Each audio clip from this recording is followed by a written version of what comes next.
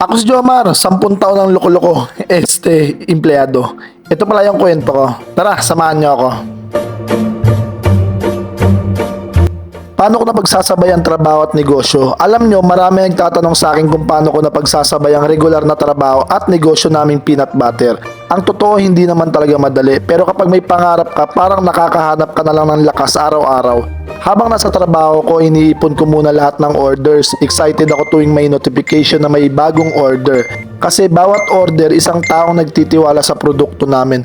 Pagdating ng day off ko, walang pahinga, kasama ko ang misis ko, bumibili kami ng mga kailangan at pagtapos nun ay sisimulan ng mag-apoy ang burner at painitin ang kawa at magsisimulan ng lutuin ng mani. Sa init ng kawa ay kung mamalasin ay mapapaso pa pero lahat ng yan ay papagpag lang. Pagtapos ng lahat, pipila kami sa gilingan para may pagiling ang mani. Minsan mahaba ang pila pero okay lang habang naghihintay na pag-uusapan namin ang mga plano namin para mapalago ang aming negosyo. Pag-uwi, tuloy-tuloy ang paggawa ng peanut butter, halo, tikim, lagay sa garapon, label at balot ng bawat order. Nakakapagod at minsan inaabot pa kami ng gabi.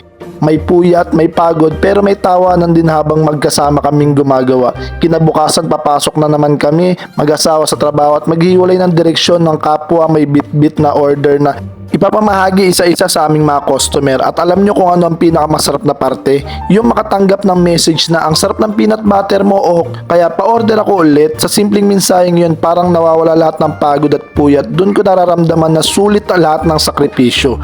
Unti-unti pa lang kaming lumalago pero masaya kami sa bawat hakbang. Dahil alam naming bawat garapon ng peanut butter ay hindi lang produkto. Kwento ito ng sipag, pagtutulungan naming mag-asawa at pangarap na unti-unti namin binubuo. Kaya sa lahat na may pangarap dyan at nagsisimula pa lang, huwag matakot magsimula. Hindi kailangan maging malaki agad. Ang mahalaga, tuloy-tuloy kang kumikilos at hindi sumusuko. Maraming salamat sa lahat ng mga sumuporta sa aming peanut butter. Kayo ang isa sa mga dahilan kung bakit mas ginaganaan pa kami magsikap.